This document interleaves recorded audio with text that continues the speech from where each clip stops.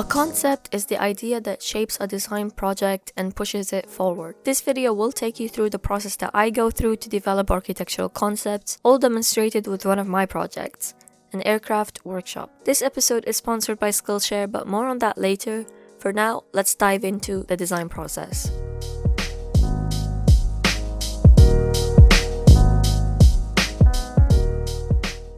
It takes less than 10 seconds to develop first impressions of someone, and that impression sets the tone for the relationship that follows. Similarly, the first impression that we have of the site is important. It will guide future design decisions, and it's important to document them from the beginning. The site was in RAF Cosford, which is a Royal Air Force station that opened in 1938 as a part of the pre-World War II RAF expansion plan.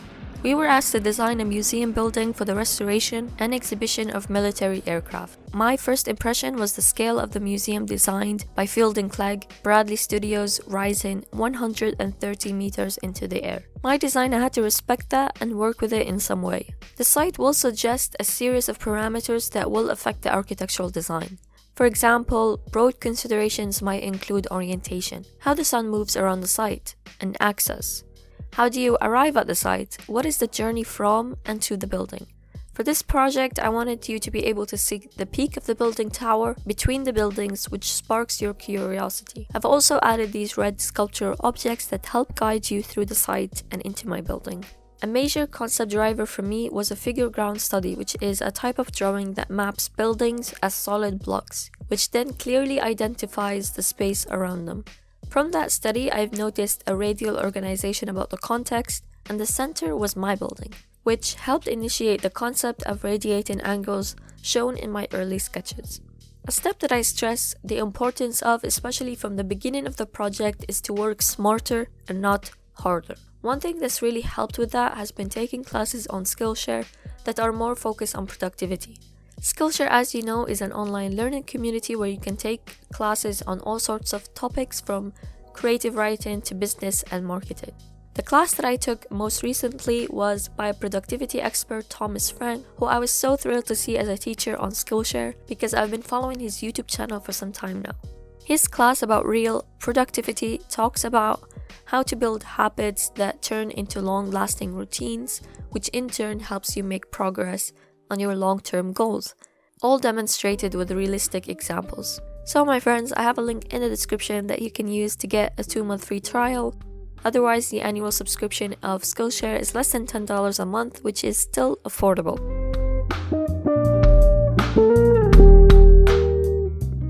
Because I was working on a building typology I was unfamiliar with, I used precedent studies as a starting point for my concept. If I was working on a building type I have experience in, I would still find precedents. However, ones that challenge long-held beliefs or organizational layouts. I also analyze major spaces in terms of area, dimension, environment, relationship with other spaces, services, fittings, and construction. Now, all of this necessary information is something that I collect for every single project. It might seem a lot, however, in time you'll soon build an imaginary library in the back of your mind when you're designing, and having this collection makes the design process a lot more enjoyable.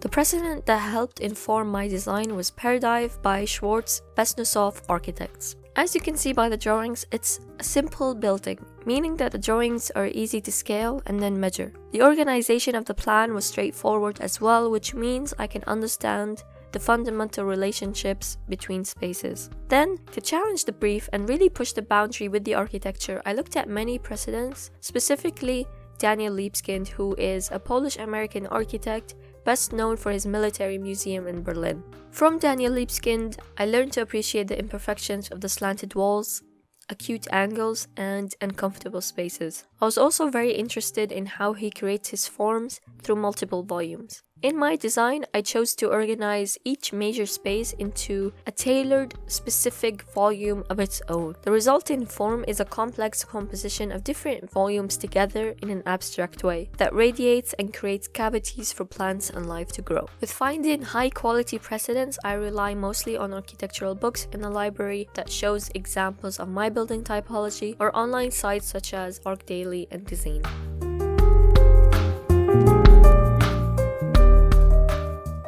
For For this project, the client wanted a signature building to attract more visitors. The design had to have a connection with an adjacent hangar building to allow visitors to move from one building to another smoothly. In my design, my connection with the other building was in the form of a tower that takes you underground into the gallery spaces, exhibiting the after effects of the war. Then you are led into an interior courtyard with a floating plane where you get slivers of light, and then you transition into the top floor where you get ample daylight. I tried to create this transition between darkness and light to give an expression of the effects of conflict and violence.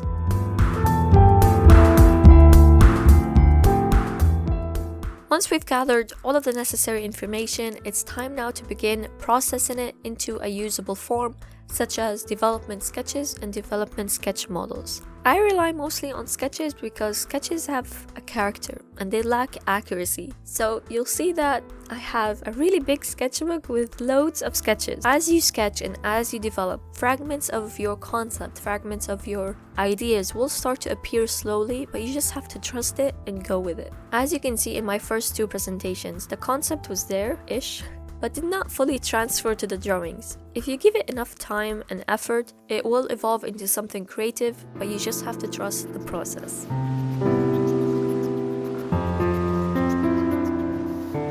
Even though development was the previous stage, it doesn't end there. I rarely create CAD drawings that work from the first attempt. As you can see by this CAD file, I went through a large amount of CAD drawings before I designed, let's say, the perfect one.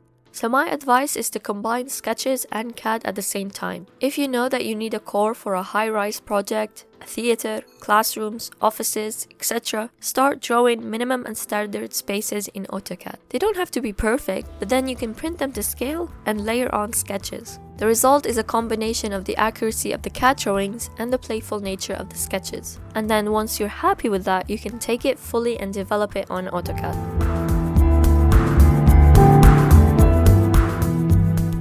Time management is a valuable skill, as we've previously discussed, because trust me, I know how easy it is to simply get carried away with your creative process. But there comes a time when you need to put the pen down and focus on the representations, preferably 2 weeks before the deadline. I won't discuss representation about this project in further detail, as I have previously shown my thought process in this video, where I share a few tutorials and representation tips all combined for this project. Finally, remember that even though this video is in a straightforward format, design process isn't linear. We don't create concepts and cling to it. They develop and evolve as you present your ideas and learn a little more each day. My concept started off as a fragmented building, but then as it evolves, I added a layer of complexity each time I sketched. In today's episode of Secret Survivment Show, I'll be answering a question by Artre. I don't have a proper desk at home, so I mostly sit on the floor. I do sit sometimes on the bed to rest, but I try to be strict and keep my normal routine intact as much as possible, which involves waking up early and then start working on my videos for YouTube or my university projects at 9. I work from 9 to 1, and then I always have a lunch break from 1 to 2, otherwise I get hangry, frustrated, and become unproductive. But because my lunch break is always at this time, when I'm tired or bored at 11:30 or 12 and I want to take a break, I can stop myself so easily because lunch is at 1. I have something to look forward to, where I can have a nice long break. And then I work from 2 to, I don't know, actually, like, my work never stops, does it? Sometimes until 8, sometimes until 10, mostly until 11, where I go to bed. I know how hard it is to be productive when you're at home, so I hope that you are doing well and you are staying positive. Let me know in the comments what is an essential part in your design process and what have you been doing to stay productive during this time. I hope you found this video helpful. I'm Rasha Shururu and I'll see you next time.